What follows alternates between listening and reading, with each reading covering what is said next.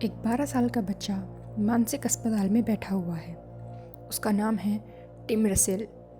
Doctor उससे बार बार एक ही सवाल पूछते हैं, उस रात क्या हुआ था?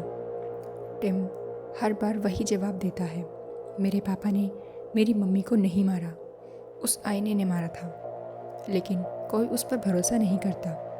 और यहीं से कहानी हमें पीछे ले जाती है। कुछ साल पहले रसेल परिवार एक नए घर में शिफ्ट होता है। एलन रसेल, उसकी पत्नी मैरी और उनके 2 बच्चे टिम और कैली। घर बहुत बड़ा, साफ और शांत है। सब कुछ बिल्कुल सामान्य लगता है, लेकिन उस घर में एक चीज़ अलग है।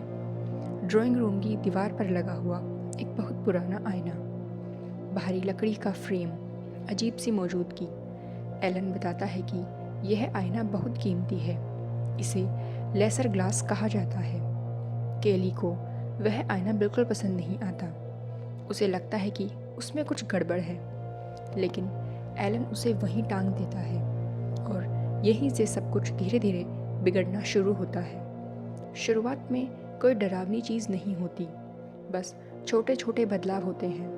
मैरी ज़्यादातर चुप रहने लगती है। वह घंटों आईने के सामने खड़ी रहती है। आईना मैरी को भ्रम दिखा रहा होता है। एलन को लगता है कि उसकी पत्नी मानसिक रूप से बीमार हो रही है। वह डॉक्टर को बुलाने की बात करता है। मैरी को लगता है कि एलन उसे कंट्रोल करना चाहता है। आईना दोनों को अलग अलग झूठ दिखाता है और दोनों एक दूसरे पर शक करने लगते हैं। टिम और कैली सब नोटिस करती हैं। उन्हें लगता है कि आईने में डरावनी परछाइयाँ दिखती हैं।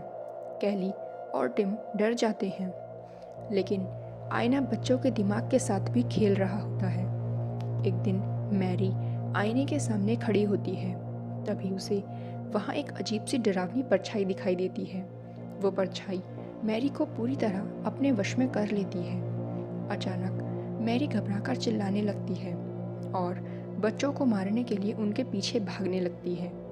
बच्चे बहुत डर जाते हैं और खुद को कमरे में बंद कर लेते हैं। तभी वहाँ एलन आता है और मैरी को शांत करता है।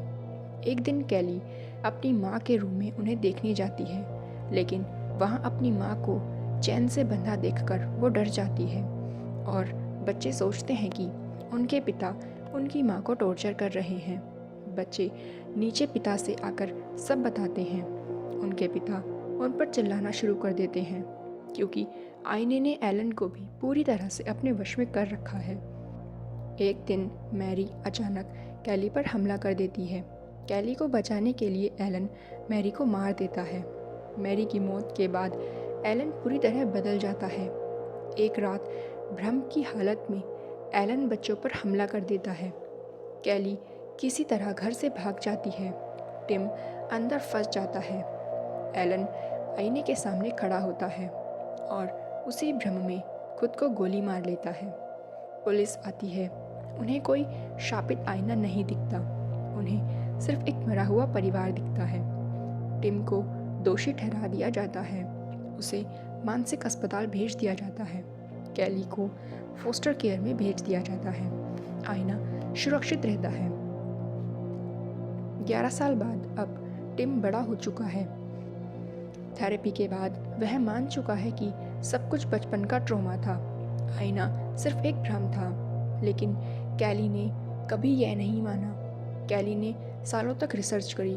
उसने पाया कि जिस भी परिवार के पास यह आईना गया, वह परिवार बर्बाद हो गया। कैली आईना वापस खरीद लेती है। वह टिम के साथ उस घर में जाती है जहां वह आईने को ख़त्म करने की योजना बनाती है, लेकिन टिम अब भी आईने पर भरोसा नहीं करता। उसे लगता है कि आईने में कोई खतरनाक शक्ति नहीं है, यह बस एक भ्रम है। कैली उस घर में कैमरा लगाती है, टाइमर सेट करती है और एक ऑटो किल स्विच बनाती है जो समय पूरा होने पर आईने को कुचल देगा। वह सब कुछ रिकॉर्ड करना चाहती है और सच साबित करना चाहती है। जैसे ही आईना एक्टिव होता है, समय गड़बड़ा जाता है। कभी उन्हें अपने माता पिता जिंदा दिखते हैं, कभी वे खुद बच्चे बन जाते हैं। अतीत और वर्तमान मिल जाते हैं। उन्हें समझ ही नहीं आता कि असलियत क्या है। कैली को लगता है कि वो सेब खा रही है, लेकिन आईना उसे कांच दिखाता है और उसके मुंह से खून निकलने लगता है। आईना अब सिर्फ दिखा नहीं रहा, वह फैसले भी ले रहा है। हकीकत टूटने लगती है। आईना टिम और कैली को एक दूसरे के खिलाफ कर देता है। कैली को लगता है कि टिम उसकी योजना बिगाड़ रहा है। टिम को लगता है कि कैली नियंत्रण खो चुकी है। कैली के सामने एकदम अचानक उसकी माँ की डरावनी परछाई आ जाती है और वो उसे मारने के लिए उसके सर में कांच घुसा देती है, लेकिन हकीकत कुछ और है। वो उसकी माँ नहीं बल्कि उसका मंगेतर माइकल होता है। टिम और कैली आईने के जाल में फंसते चले जाते हैं। उन्हें समझ ही नहीं आता कि हकीकत क्या है। कैली का बनाया हुआ किल स्विच एक्टिव होने वाला होता है, लेकिन आईना उसे वक्त का एहसास ही बुला देता है। आखिरी पल में टिम उस कमरे में अकेला दिखाई देता है। वह कैली को आवाज़ लगाता है और चिल्लाता है, लेकिन कैली उसे वहाँ नहीं दिखती। टिम आईने को ख़त्म करने के लिए मशीन गिराता है और कैली उसी मशीन के नीचे खड़ी होती है जो आईने को ख़त्म करने के लिए बनाई गई थी।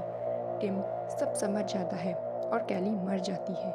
आईना एक बार फिर से बच जाता है। पुलिस आती है, फिर वही कहानी दोहराई जाती है। फिर वही आईना, साफ, सुरक्षित और निर्दोष। और टिम एक बार फिर बस चिल्लाता रह जाता है कि मैंने कुछ नहीं किया है, और एक बार फिर से अकेला रह जाता है।